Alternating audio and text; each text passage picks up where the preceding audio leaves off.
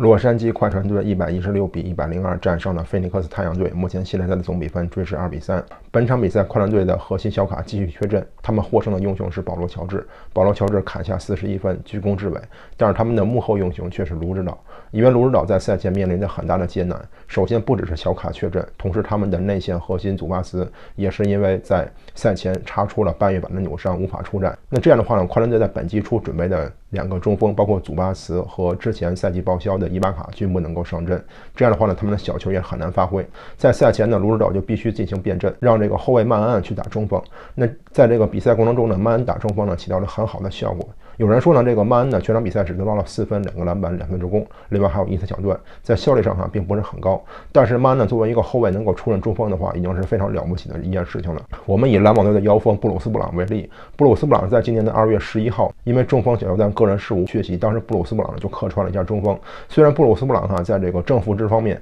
远远落后于篮网3巨，但是布鲁斯·布朗当时的功能呢，就是能够完全顶替中锋这个位置。虽然曼恩呢在场上打中锋的时候正负值是-2，但是呢，只要他撑过了这段时间，等到巴图姆上场打中锋的时候，他们在面对对手的时候能够净胜18分。那这样的话呢，快船队在整体的这个攻防实力上还能够得到一个很好的保证。快船和太阳的系列赛快船队的外线实力一直没有得到很好的发挥，因为快船队是全联盟三分球命中率最好的球队，但是他们在面对太阳的时候，三分球命中率只有34%，这一点的话呢，几乎发挥不出他们的外线实力。但是因为曼恩打中锋的话呢，让快船队全线都能够实行突破，都具有持球能力。这方面比这个祖巴茨需要外线助攻得分这样的一个方式要灵活很多。全场比赛快船队继续执行了他们的突破原则，在禁区得分方面以58比32压制对手。虽然快船队失去了外线的准星，但是他们可以做到手中无剑，心中有剑。虽然他们的小球无法进行发挥，但是他们依然可以通过执行魔球的方式去赢得比赛。那这样看呢，快船队在本赛季以这个小球为宗旨的前提下，